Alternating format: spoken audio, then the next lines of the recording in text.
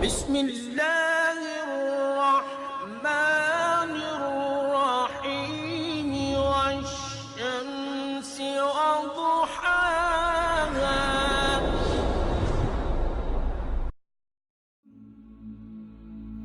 Islamic hub کے معزز دوستوں، میں ہوں ماجد ملک اور آپ تمام دیکھنے اور سننے والوں کو السلام علیکم. معزز خواتین و حضرات، پچھلی ویڈیو میں ہم نے ذکر کیا تھا ان واقعات کا جو حضور اکرم صلی اللہ علیہ وآلہ وسلم کے ولادت مبارکہ کے وقت پیش آئے. اس کے علاوہ ہم نے اپنے محترم ناظرین کو بتایا تھا کہ عرب ریت و رواج کیا تھے. نومولود بچوں کی پرورش کے لیے بچوں کو عرب کی بستیوں میں بھیجا جاتا. ایک قافلہ جس میں حضرت حلیمہ سعدیہ رضی اللہ تعالی عنہا بھی شامل تھی، وہ شہر سے بچہ لینے کے لیے تگ و دو کر رہی تھی کہ ایک بار ناکام ہوئی. کیسے رب عظیم نے انہیں رحمت للعالمین صلی اللہ علیہ وآلہ وسلم تک پہنچایا اور آپ صلی اللہ علیہ وآلہ وسلم کو گود لینے کے بعد حضرت حلیمہ سعدیہ رضی اللہ تعالی عنہا کے ساتھ کیا واقعات پیش آئے، آئیے اس کا احوال جانتے ہیں. محترم ناظرین گرامی، ابن اسحاق کی روایت سے حضرت عبداللہ بن جعفر بن ابو طالب رضی اللہ تعالی عنہ کی باتیں بیان کرتے ہیں کہ انہیں حضرت حلیمہ سعدیہ رضی اللہ تعالی عنہا نے خود یہ سارا واقعہ سنایا، وہ کیوں ناکام رہی اور پھر کیسے آپ صلی اللہ علیہ وآلہ وسلم تک پہنچی. حضرت حلیمہ سعدیہ رضی اللہ تعالی عنہا کی زبانی وہ سب دلچسپ واقعات بیان کر رہے ہیں. اس کی وجہ یہ ہے کہ حضرت حلیمہ کی زبانی یہ واقعات بیان کرتے ہوئے ہم ماضی کے حقیقی وقت میں سما جائیں گے.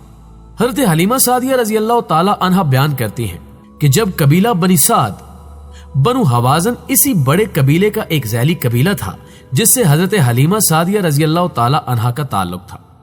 میں کسی سال مکہ میں کئی بچوں کی پیدائش کی خبر پہنچتی تو بنی سعد کی عورتیں ان بچوں کو اجرت پر دودھ پلانے کے لیے مکہ کی طرف لپکنے لگتی. پھر ایک سال ایسا ہی ہوا کہ مکہ کے معزز اور شریف خاندانوں میں کئی بچوں کی پیدائش کی خبر ملی تو بنی سعد کی 10 عورتیں جن میں بھی شامل تھی اپنے شوہر حارث بن عبد العزا اور اپنے ایک شیر خوار بچے کے ساتھ مکہ کی طرف چلی. یہ قحط سالی کے دن تھے اور قحط نے کچھ باقی نہ چھوڑا تھا. میں اپنی ایک سفید گدھی پر سوار تھی اور ہمارے پاس ایک اونٹنی بھی تھی، لیکن واللہ اس سے ایک قطرہ دودھ نہ نکلتا. ادھر بھوک سے بچہ اس قدر بلکتا تھا کہ ہم رات بھر سو نہیں سکتے تھے. نہ میرے سینے میں بچے کے لیے کچھ تھا اور نہ اونٹنی اس کی خوراک دے سکتی تھی. بس ہم بارش اور خوشحالی کی آس لگائے بیٹھے تھے. میں اپنی گدھی پر سوار ہو کر چلی تو وہ کمزوری اور دبلے پن کے سبب اتنی سست رفتار نکلی کہ پورا قافلہ تنگ آ گیا. خیر ہم کسی نہ کسی طرح دودھ پینے والے بچوں کی تلاش میں مکہ پہنچ گئے. پھر ہم میں سے کوئی عورت ایسی نہیں تھی جس پر رسول اللہ صلی اللہ علیہ وآلہ وسلم کو پیش نہ کیا گیا ہو، مگر جب اسے بتایا جاتا کہ آپ صلی اللہ علیہ وآلہ وسلم یتیم ہیں تو وہ آپ صلی اللہ علیہ وآلہ وسلم کو لینے سے انکار کر دیتی، کیونکہ ہم بچے کے والد سے داد و ویش کی امید رکھتے تھے. ہم کہتے کہ یہ تو یتیم ہے، بھلا اس کی بیوہ ماں اور اس کے دادا کیا دے سکتے ہیں. بس یہی وجہ تھی کہ ہم آپ صلی اللہ علیہ وآلہ وسلم کو لینا نہیں چاہتے تھے. ادھر جتنی عورتیں میرے ہمراہ آئی تھیں سب کو کوئی نہ کوئی بچہ مل گیا، صرف مجھ ہی کو نہ مل سکا. ناظرین گرامی، اس کے بعد حضرت حلیمہ سعدیہ رضی اللہ تعالی عنہا نے کہا کہ جب واپسی کی باری آئی تو مجھے خالی ہاتھ جانا اچھا نہ لگا. میں نے اپنے شوہر سے کہا، اللہ کی قسم مجھے اچھا نہیں لگتا کہ میری ساری سہیلیاں تو بچے لے کر جائیں اور تنہا میں کوئی بچہ لیے بغیر واپس جاؤں. میں جا کر اسی یتیم بچے کو لے لیتی ہوں. شوہر نے کہا، کوئی حرج نہیں، ممکن ہے اللہ اسی میں ہمارے لیے برکت دے. یہ فیصلہ کر کے جہاں میری ساتھی عورتوں نے رات بھر کے لیے پڑاؤ ڈالا تھا، میں بھی رات گزارنے کے لیے وہیں ان کے ساتھ ٹھہر گئی.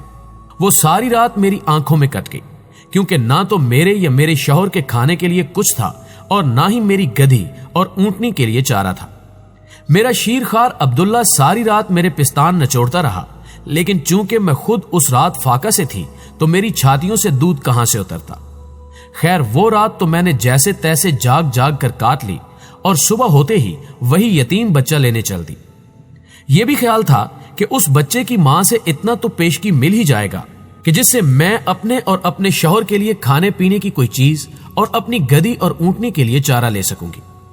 جب میں اس بچے کو لینے اس کی ماں کے پاس پہنچی تو وہ مجھ سے بڑی خندہ پیشانی سے پیش آئیں اور اپنا بچہ مجھے دیتے ہوئے اس کی دودھ پلائی کی جو رقم مجھے دی وہ بھی میری توقع سے زیادہ تھی.